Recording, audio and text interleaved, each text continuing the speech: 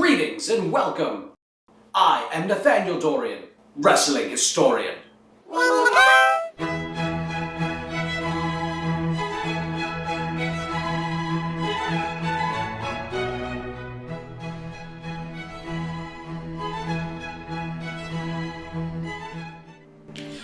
Wrestling is an industry of honor, legacy, and great history. Like Hulk Hogan slamming Andre the Giant right at WrestleMania 3, or The Undertaker's streak, Bruno Sammartino's 7-year WWE title reign, and Vince's illegitimate son, Hornswoggle.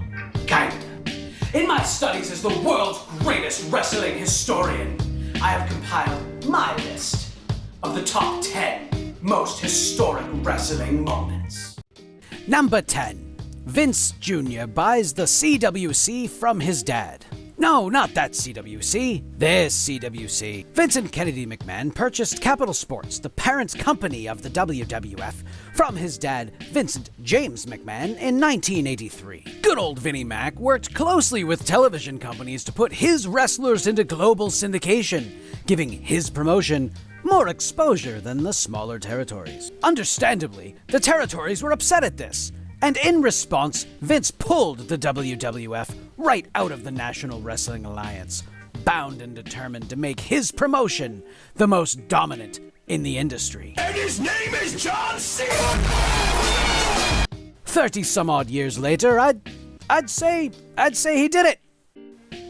The man invented WrestleMania and has been the brainchild behind some of the greatest characters in wrestling history. He has outlasted his competition and done his father proud.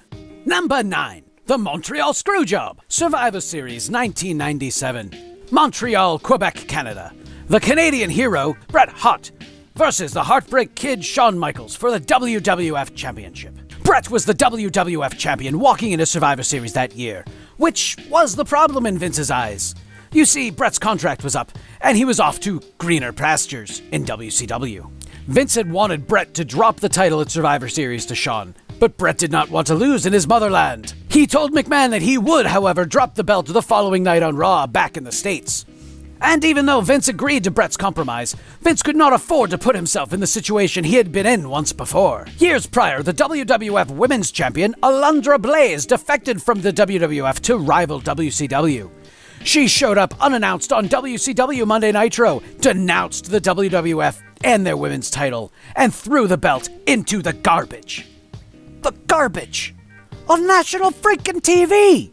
Not wanting a potential repeat of this incident during the match at Survivor Series, Vince had the referee signal for the bell while HBK had Bret in a sharpshooter. Bret had not tapped, but HBK had been declared the champion. Sensing deception, Bret spit on Vince while skywriting the letters WCW in the air. Vince's deception was the beginning of the evil Mr. McMahon character who holds a special place in all our hearts. Number 8. 21 and 1. Arguably, there is no wrestler more synonymous with WrestleMania than the Dead Man himself. Making his WrestleMania debut at WrestleMania 7 on his 26th birthday, The Undertaker defeated Superfly Jimmy Snuka to secure his first of many wins on the grandest stage of them all. Shawn Michaels, Kane, Triple H, Randy Orton, Edge, Batista, and Giant freaking Gonzalez could not best him. Was there nobody who could defeat the Dead Man in his yard? Yes, there was. The client of ECW mastermind Paul Heyman, Brock Lesnar. With rumors of Undertaker's retirement after WrestleMania 30 running rampant, fans were unsure of what may happen. And the WWE had been building the Beast Incarnate to be the most dominant force seen in years. But surely The Undertaker would overcome the odds, right? I mean, there was no way the streak could ever end, right? Right? Wrong. The Undertaker received a nasty concussion towards the beginning of this match, which led to a rather sloppy bout between the two. The Beast took the Dead Man to Suplex City before hitting 2 F5s, securing the first ever victory over The Undertaker at WrestleMania. The crowd fell eerily silent as 21 and 1 displayed high overhead.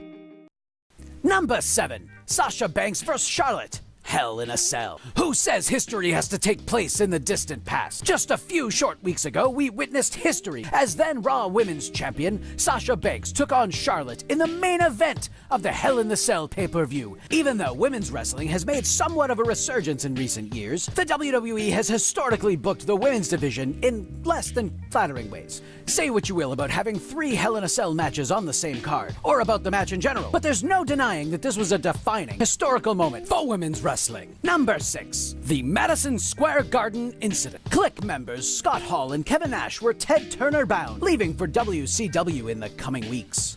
Before they could cash in on their newfound contracts, they were obligated to see out their current contracts with the WWF. During a Madison Square Garden house show, the Heartbreak Kid Shawn Michaels was pitted against Big Daddy Diesel Kevin Nash. After the match was over, Scott Hall came to the ring and embraced Kevin Nash in his victory. Since Scott Hall and Kevin Nash were both heels aligned with one another, this made sense in the story. However, Triple H emerged from backstage shortly after, and he and HBK joined the embrace in the center of the ring. In reality, here are 4 friends celebrating, just hugging it out.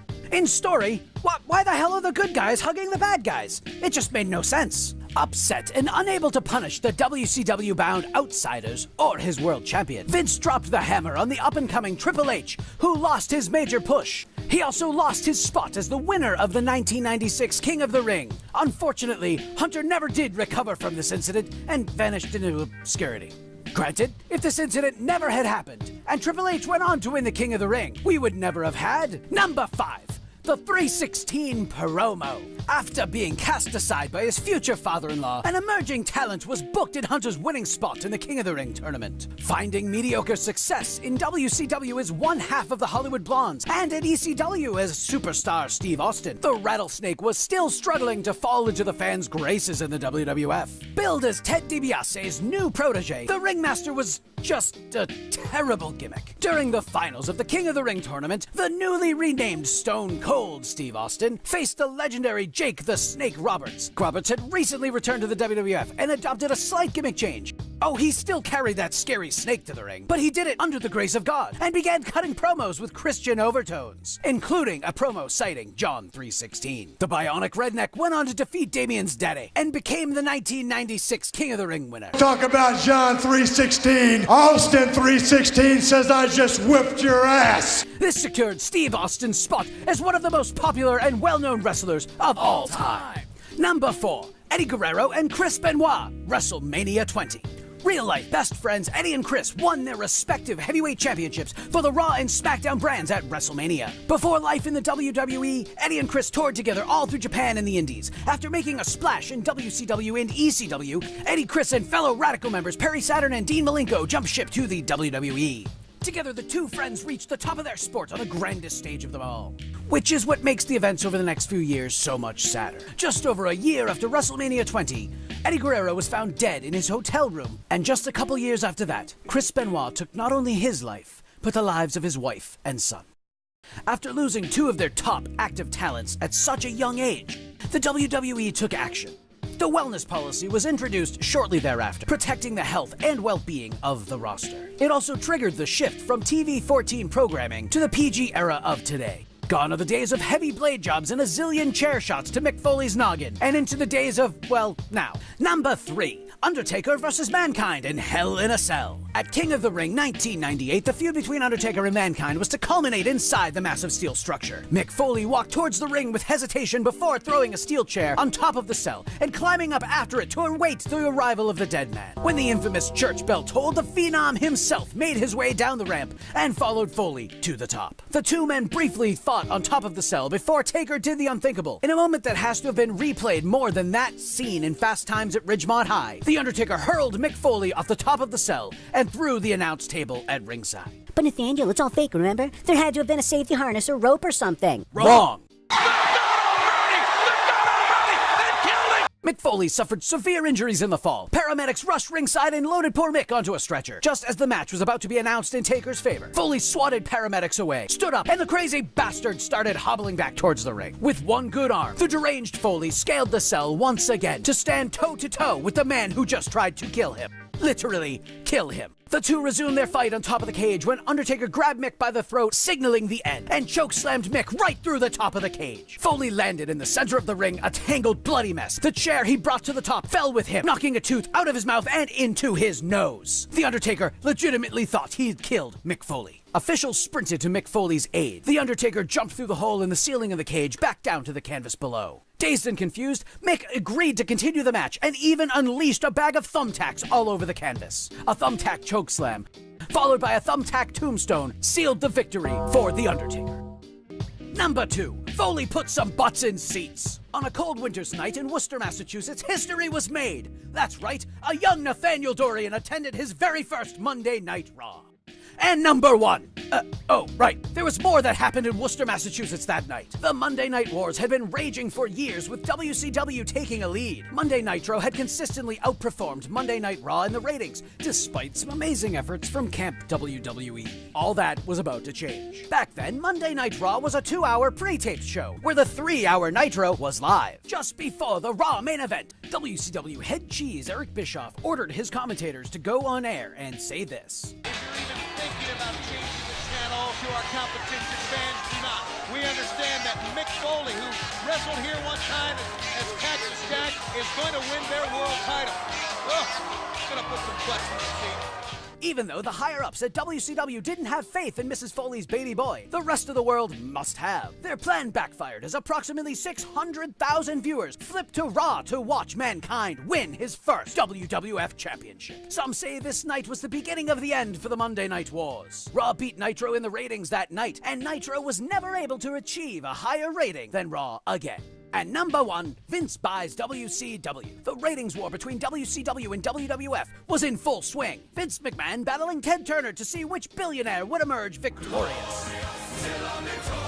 That question was answered on March 26, 2001. WCW had been in a decline, and rumors of a WCW sale were running wild, brother. It had been announced that WCW had been sold to Vince McMahon. Nitro and Raw both aired on their respective channels. 1 hour into the Raw broadcast, the Nitro fans were treated to something special. WCW's giant video screen showed Vince's music hit. For the first time in WCW and WWF history, the same story was unfolding live. Vince addressed the WCW and WWF crowds and announced that the sale of WCW was nearly finalized. At WrestleMania, he would have Ted Turner meet him in the ring to finalize the contract. All of a sudden, Shane McMahon's music hits, and everyone looks to the Raw stage for Shane to emerge. But instead, Shane walked out of the WCW locker room, down the WCW ramp, and into the middle of the WCW ring. Shane stated that Vince's egotistical decision of waiting 1 more week to sign the contract was exactly the window of opportunity he was looking for. Because, Dad, the deal is finalized, and the name on the contract does say McMahon. Shane McMahon. Oh my God! Along with the quiet collapse of ECW, now owned by Vince, the McMahons owned all 3 major promotions in the United States. This should have led to one of the greatest stories of all time, with WCW and ECW invading the WWF, but instead, it turned into the invasion angle. But that's another story for another day. Hey, thanks for watching. If you enjoyed this video and want to see more, like, share, and subscribe to our channel.